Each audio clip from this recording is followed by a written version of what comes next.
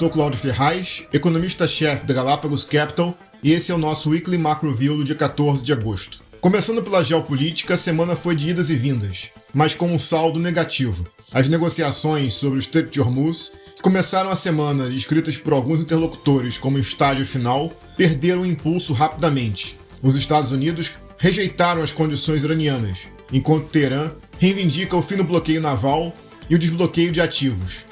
Com os dois lados elevando as exigências, a probabilidade de um acordo no curto prazo, que já nos parecia baixa, diminuiu. E nesta sexta-feira, os Estados Unidos sinalizaram que podem prolongar o bloqueio naval por tempo indeterminado. O petróleo refletiu essa tensão e voltou a se elevar ao longo da semana. Dito isso, voltamos a ver comentários que sugerem que talvez esteja saindo mais petróleo do Golfo do que os mercados conseguem enxergar.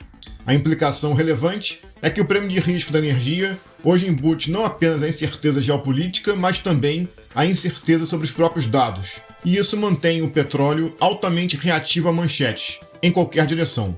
Na economia, nos Estados Unidos, a semana foi divulgação de dados de inflação. O CPI de julho avançou 0,07% no mês, com o núcleo em 0,22%. Na variação anual, o núcleo desacelerou para 2,48%, no menor nível desde 2021.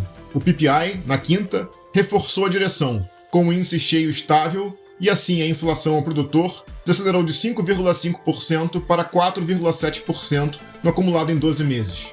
Olhando os dados do CPI e do PPI em conjunto, o núcleo do PCI, indicador usualmente bastante acompanhado pelo Fed, deve rodar perto de 0,24% em julho, ritmo ainda incompatível com a convergência rápida da inflação à meta. Mas o ponto central aqui é que, combinado com o payroll fraco da semana anterior, essa sequência de dados vai confirmando nossa impressão de que o Fed não deve subir os juros em setembro. O Fed, no entanto, vale notar, segue bastante dividido. Beth Hammack, que dissentiu em julho, reiterou que será necessária mais uma alta, ou mais de uma alta, argumentando que um único movimento de 25 pontos base provavelmente não faz muita diferença, em suas palavras. Para ela, a política simplesmente não está restritiva o suficiente. As empresas seguem investindo e tomando crédito, com a bolsa nas máximas. E Hammack comparou a ação necessária a pisar no freio antes do sinal de pare, em vez de esperar e frear bruscamente. No resto do mundo, o destaque foi a China, onde a inflação surpreendeu para baixo e o índice ao consumidor desacelerou para 0,5% em 12 meses e o núcleo caiu para 0,9%. Na Austrália, o Banco Central manteve os juros, mas discutiu apenas manutenção ou alta, sem considerar cortes. E no Japão, por fim, a ata mostrou membros defendendo acelerar a normalização. Para fechar, vindo para o Brasil, a atividade econômica confirmou a acomodação. Apesar de vir acima do consenso, a pesquisa de serviços veio com abertura fraca, com os serviços prestados às famílias caindo mais de 1% no mês. E no varejo, apesar da surpresa positiva no headline, houve queda disseminada. No conjunto, achamos que o segundo trimestre deve mostrar crescimento próximo de 0,4% ou 0,5%, abaixo dos 1,1% de crescimento no primeiro trimestre, como esperado. A inflação também desacelerou, e o IPCA de julho veio em 0,07%, mas acima da nossa projeção e do consenso, quebrando a sequência de surpresas baixistas recentes.